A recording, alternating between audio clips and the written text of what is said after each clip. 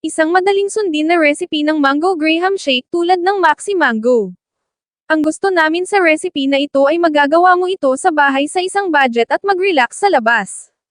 Ang mango graham shake ay isang sikat na dessert sa Pilipinas. Ibinebenta ito sa mga lansangan o kahit minsan sa harap ng mga bahay ng mga Pilipino.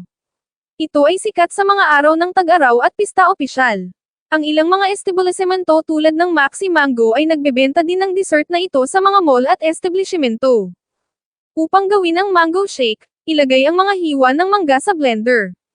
Ibuhos ang kalahati tasa ng evaporated milk.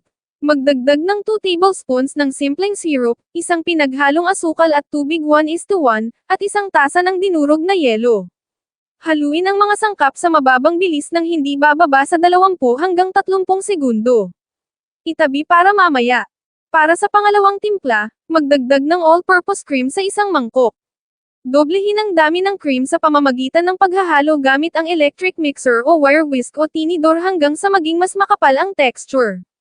Magdagdag ng isang lata ng condensed milk at ihalo muli. Haluin hanggang dumbbell ang volume saka ilagay ang timpla sa malinis na lalagyan.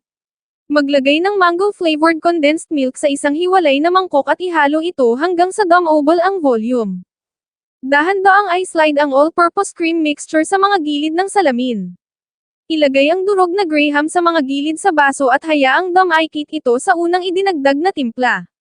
Ilagay ang dinurog na graham sa ilalim ng baso saka ibuhos ang mango shake. Kapag napuno mo na ang kalahati ng baso, ibuhos ang condensed mixture na may lasa ng mangga at all-purpose cream mixture. Maglagay ng isa pang dinurog na graham, pagkatapos ay ilagay ang pinaghalong may lasa ng mangga.